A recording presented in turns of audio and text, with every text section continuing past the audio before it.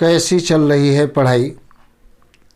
और यकीन करता हूँ कि पढ़ाई अच्छी चल रही होगी, तुम लोग पढ़ाई कर रहे होगे। और चैनल भी तुम्हारा मैंने सेपरेट कर दिया है 9th-10th का। एडुकुल के नाम से चैनल है, एडुकुल 9th-10th।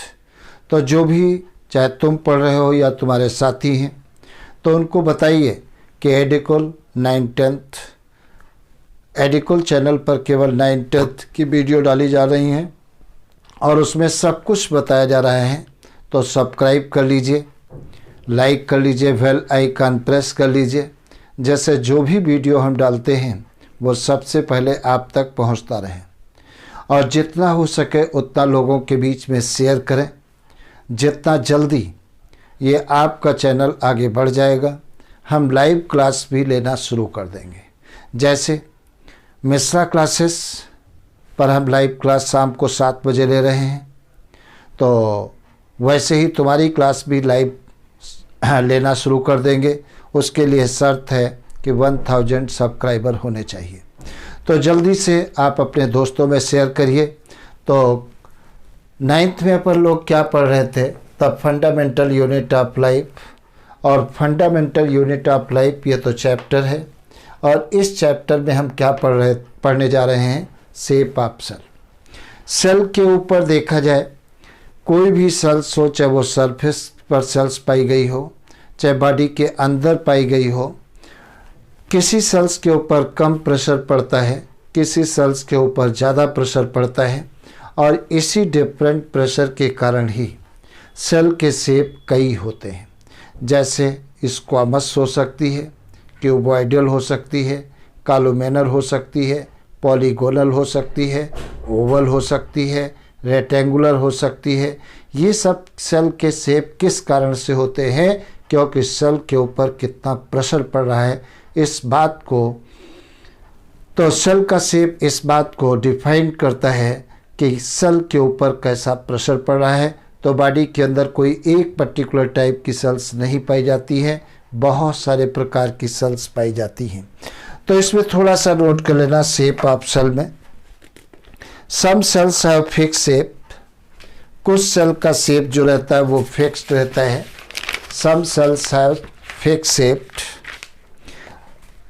Example, most plant and animal cell, most plant and animal cell, while some cell like WBC and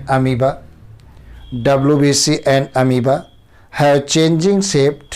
ये अपने शेप को समय समय पर चेंज करते रहते हैं, इनकी बॉडी का शेप निश्चित नहीं होता है। फिक्स शेप्ड सेल में भी various type like elliptical, bracket में फैट सेल। एग्जाम्पल नोट कर लेना। फैट सेल कैसी होती है? इलिप्टिकल होती हैं। स्फेरिकल का एग्जाम्पल नोट कर लेना। ओवम, स्फेरिकल का शेप कैसा होता है? ओवम गोल होता है, जैसे ओवा। कमा स्पेंडल शेप्ड, एग्जाम्पल नोट कर लेना। Smooth muscle sales.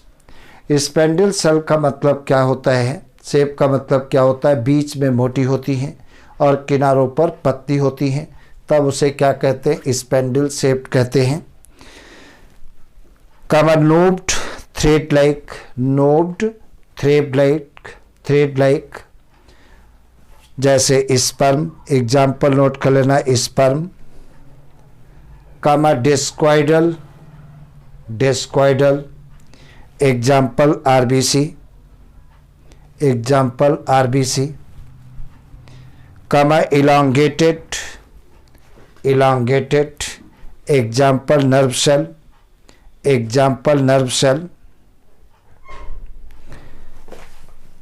Cell.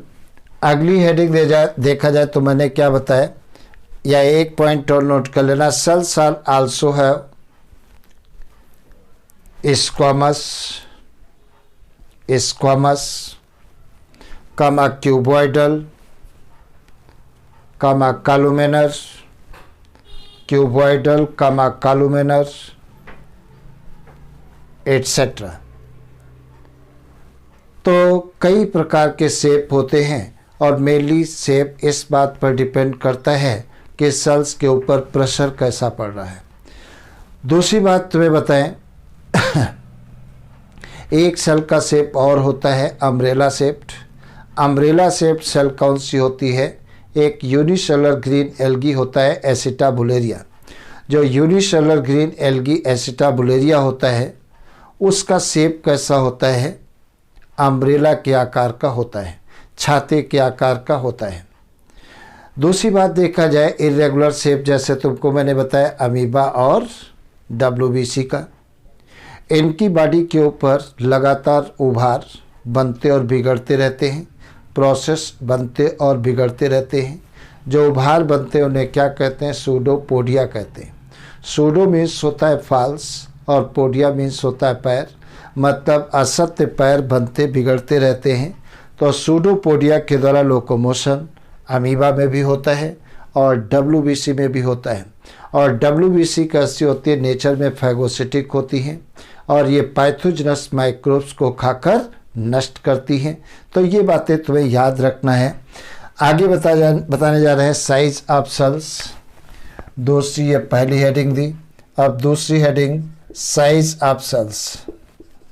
Size of cell, size of cells की बात करो, सेल का साइज। तो सेल का साइज जो होता है कोई फिक्स नहीं होता है। देखा जाए क्या होता है सेल, अगर तुमसे पूछ लिया गया बताइए नेचर की सबसे छोटी सेल कौन सी होती है? माइकोप्लाज्मा लेटलोवी की होती है। और अगर तुमसे पूछा जाए नेचर की लार्जेस्ट सेल कौन सी होती है तो ओवा ऑफ ऑस्ट्रिच होता है। शुतुरमुर्ग का अंडा जो होता है नेचर की सबसे लार्जेस्ट सेल है। माइकोप्लाज्मा लेटलोवी की जो सेल्स होती है नेचर की सबसे स्मॉलेस्ट होती है। माइकोप्लाज्मा लेटलोवी को ही क्या कहते हैं? प्लूरोनिमोनिया लाइक ऑर्गेनिज्म भी कहते हैं। क्या कहते हैं? प्लूरोनिमोनिया लाइक ऑर्गेनिज्म भी कहते हैं। तो थोड़ा सा नोट कर लेना। The size of cell varies significantly from the smallest cell mycoplasma। Smallest cell कौन सी होती है? ये smallest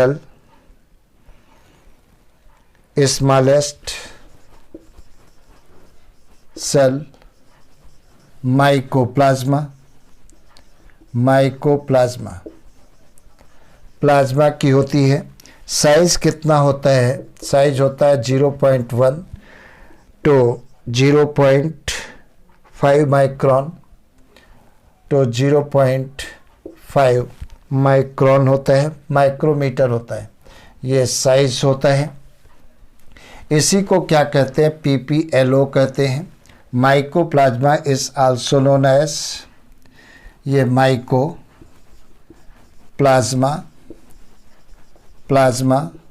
is also known as pleuropneumonia like organism.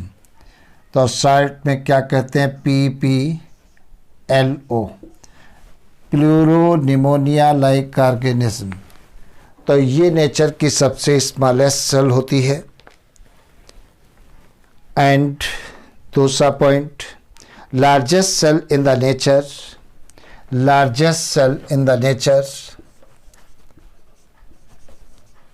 Largest cell किसकी होती है? लार्जेस्ट सेल किसकी होती है? Eggs of ostrich. Eggs of ostrich जो होता है, और इस सेल का साइज कितना होता है? 18 सेंटीमीटर होता है, 18 सेंटीमीटर होता है। तो ये बात तुम्हें याद रखना है, बहुत इम्पॉर्टेंट बात है कि अगर तुमसे पूछा जाए नेचर की स्मॉलेस्ट सेल कौन सी होती है तो तुम्हारा आंसर है माइकोप्लाज्मा। और माइकोप्लाज्मा को ही क्या कहते हैं, प्लूरोनिमोनिया लाइक ऑर्गेनिज्म। और इसका साइज़ कितना होता है, 0.1 से 0.5 माइक्रोमीटर होता है। अगर तुमसे पूछा जाए नेचर की लार्जेस्ट सेल कौन सी होती है, तो एक ऑफ ऑस्ट्रिच शुतुरमुर्ग का अंडा होता है और इसका साइज़ कितना होता है, 18 सेंटीमीटर होता है, 18 सेंटीमीटर होता है। ये बात तुम्हें भूलना नहीं है। अगली हेडिंग दीजिए, फंक्शन ऑफ सेल। नेक्स्ट, ये तो मैंने बताया था। साइज ऑफ सेल, तो साइज भी कई हैं, तो स्मॉलेस्ट और लार्जेस्ट साइज़ की बात मैंने कर दी। तो साइज़ ऑफ सेल की बात हमारे आपके बीच में हो चुकी है। स्मॉलेस्ट सेल और लार्जेस्ट सेल ज़रूर तुम्हें याद रखना है, इस पर क्वेश्चन आ सकता है, गलती मत करना। अब देखा जाए फंक्शन ऑफ सेल। तीसरा पॉइंट बताने जा रहे हैं, function of cell. Function of cell के बारे में बात करने जा रहे हैं, फंक्शन ऑफ सेल। अब देखा जाए फंक्शन ऑफ सेल कई होते हैं, एक नहीं कई होते हैं। जैसे मसल सेल्स का काम क्या होता है, मूवमेंट में हेल्प कराती हैं। नर्व सेल का काम क्या होता है, कंडक्शन ऑफ इम्पल्स का काम करती हैं। अगर जो हम WBC की बात करें तो ये क्या काम करते हैं, डिफेंस का काम करती हैं। अगर जो RBC का बात करें तो ये ऑक्सीजन को ट्रांसपोर्ट करती हैं। तो अपनी बॉडी के अंदर डिफरेंट टाइप की सेल्स पाई जाती हैं। अगर जो अपनी स्किन की सरफेस पर जो एपिथेलियल सेल्स हैं, उनका काम क्या होता है, बॉडी का प्रोटेक्शन करना। तो कोई फिक्स काम नहीं है, जहाँ पर बॉडी के अंदर सेल्स पाई गई हैं वहाँ की सेल्स का एक पर्टिकुलर काम है। मतलब सेल्स में भी डिवीज़न ऑफ लेबर पाया गया है कि कौन सी सेल कौन सा काम करेगी। फॉर एग्जांपल, जैसे ओवरी के अंदर जो सेल्स होती हैं वो ओवा का प्रोडक्शन करती हैं।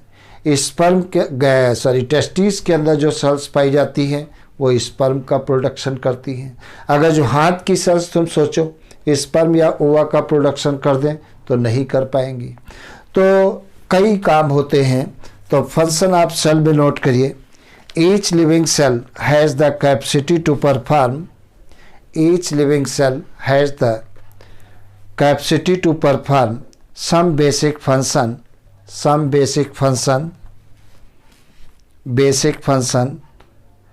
that are characteristic of all living organism,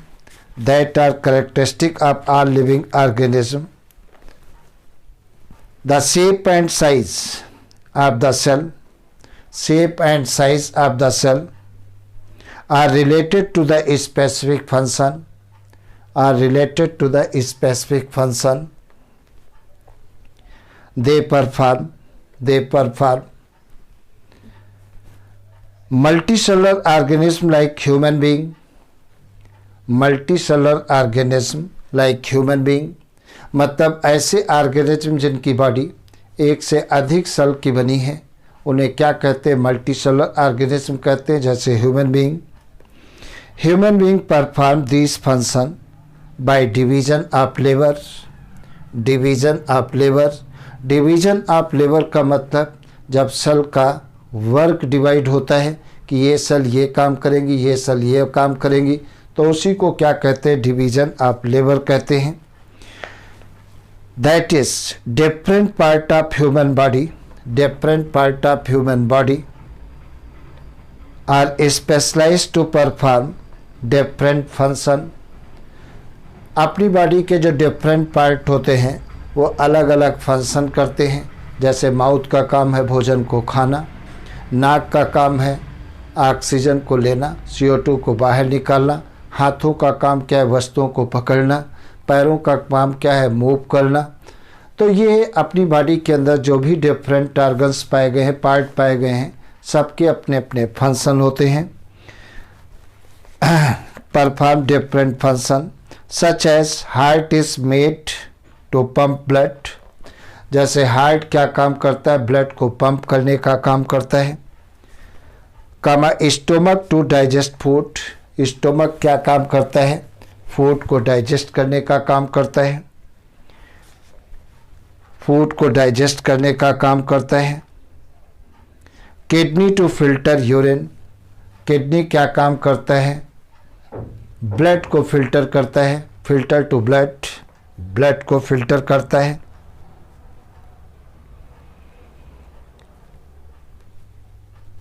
next point, every cell possess certain specific component. Every cell possess certain specific component known as cell organelles. प्रत्येक सेल के अंदर स्पेसिफिक कंपोनेंट पाए जाते हैं। उन कंपोनेंट को क्या कहते हैं? सेल ऑर्गेनेल्स कहते हैं। Each enabled it to live and perform specific function. और प्रत्येक ऑर्गन जो होता है एक पर्टिकुलर स्पेसिफिक फंक्शन करता है। पर्टिकुलर स्पेसिफिक फंक्शन करता है। All this organelles together constitute the basic unit of life. और सारे ऑर्गेनेल्स मिल करके बेसिक यूनिट ऑफ लाइफ बनाते हैं, called the cell. Called the cell. Each kind of cell organelles, each kind of cell organelles perform a specific function. प्रत्येक प्रकार के cell organelles एक specific function करता है।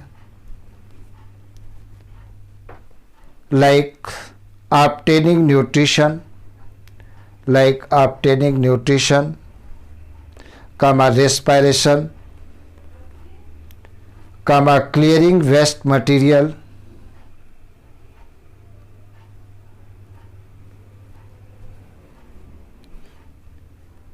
material and production of energy like mitochondria and production of energy like mitochondria। तो हमने देखा है कि सेल के अंदर डिफरेंट टाइप के कंपोनेंट पाए जाते हैं और सेल के अंदर जो डिफरेंट टाइप के कंपोनेंट पाए जाते हैं उनको सेल ऑर्गेनेल्स कहते हैं। और सेल ऑर्गेनेल्स अलग अलग काम करते हैं। जैसे माइटोकॉन्ड्रिया अलग काम करेगी, गोल्गी बॉडीज अलग काम करेगी, न्यूक्लियस अलग काम करता है। जितने भी सेल ऑर्गेनेल्स पाए जाते हैं सबका अलग अलग अपना वर्क होता है। वो वर्क हम तुम्हें बताएंगे। तो आज इतना। चैनल को लाइक कर लीजिए, सब्सक्राइब कर लीजिए, बेल आइकन प्रेस कर लीजिए। और तुमको जैसा कि मैंने बताया है कि 9th-10th का चैनल अलग कर दिया गया है 9th-10th एडिकुल के नाम से। तो एडिकुल 9th-10th जैसे ही सर्च करोगे तुरंत ये चैनल आ जाएगा। अपने मित्रों को बताइए। आप अगर नहीं सब्सक्राइब करे हो तो आज और अभी सब्सक्राइब करिए। इसी के साथ में बेस्ट ऑफ लक।